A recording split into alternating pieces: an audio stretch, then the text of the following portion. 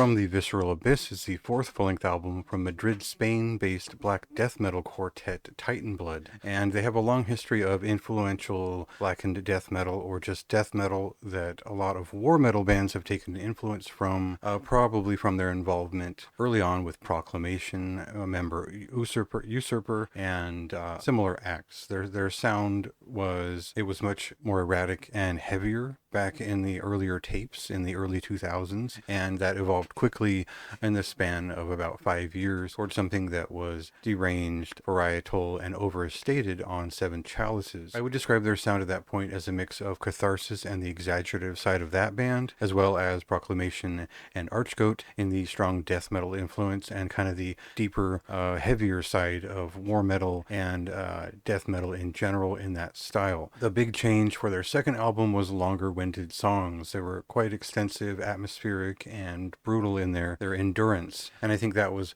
the kind of what broke my mind into that place, where it felt like it was a doomed event, but it was a very active black death metal thing, and it was a very strong stylized act at the time when the war metal and associated was quite popular. If death defined what you thought of Teitanblood and their style, then the Baneful Choir was maybe a shift back into a mode that was a little bit shorter in its fuse and a little bit more atmospheric in the way that it moved. It had a different style of riff. It had a lot less of a congested and erratic form, and it generally paid more attention to its movements and its flow and a lot of the more classic black metal feeling of a lot of its style. It was a pretty solid album, and one that I didn't really get when it released. It wasn't the ideal I was looking for back in 2019. Having spent time with that record in the interim, having spent quite a lot of time with this new record, I appreciate the Baneful Choir as a step towards From the Visceral Abyss, which I feel is maybe more of a conglomerate idea. It's its own positioning, and it's something that they've come up with, which is a mixture of those high production values, that stylized sound, but also cutting away a lot of the longer form songs for something that is not at all succinct, but cut into pieces that make a lot of sense. So to get an idea of what's changed, what's a little bit new, what's very familiar about this sound, we'll cut to a clip, and then I'll talk a little bit more about this album and how it impressed me.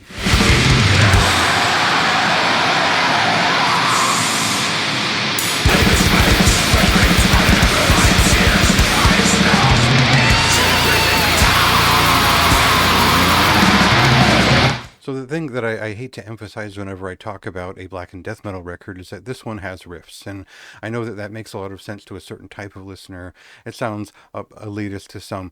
Really, the point is that the point of this type of metal is the riffs for a lot of people, and Teitanblood really are one of few bands who bring riffs that are something as strong as maybe an Archgoat or something more than a lot of the more popular bands tend to bring in terms of just atmosphere and mania. This is not an experience of pure mania so much as it's a death metal record.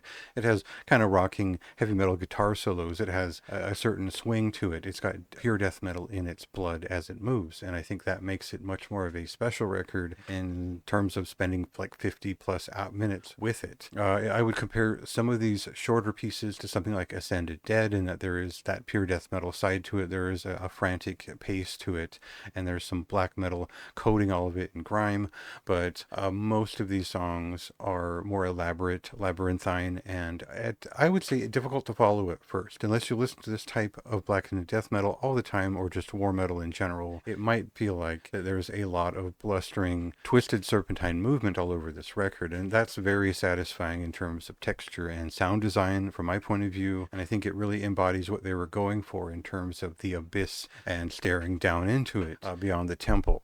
And so there's a lot to like here in terms of the shape of this album, the way that it forms, the way that it kind of brutalizes all the way through, and there are very clear chapters that sort of form in the experience once you spend enough time with it. For me, this is the type of record that I kind of put on the weekend and just kind of let it spin on repeat, even if it was designed for it or not, while looking through the liner notes and the packaging. And that's really the big part of this release for me this time around. I didn't really appreciate the Baneful Choir as much until I sat and looked look through the booklet, got an idea of all the work that went into it. It's like there's the face of hell, and then there's the actual depths of it. And I think that when they work with David Glomba and in the past with Timo Ketola, they've really embodied that sort of idea of opening the mouth of hell and staring down into it in the booklet. And I think it's really effective here from the Visceral Abyss, just as it was with the last record. So there's substance and there's style. There's a lot here.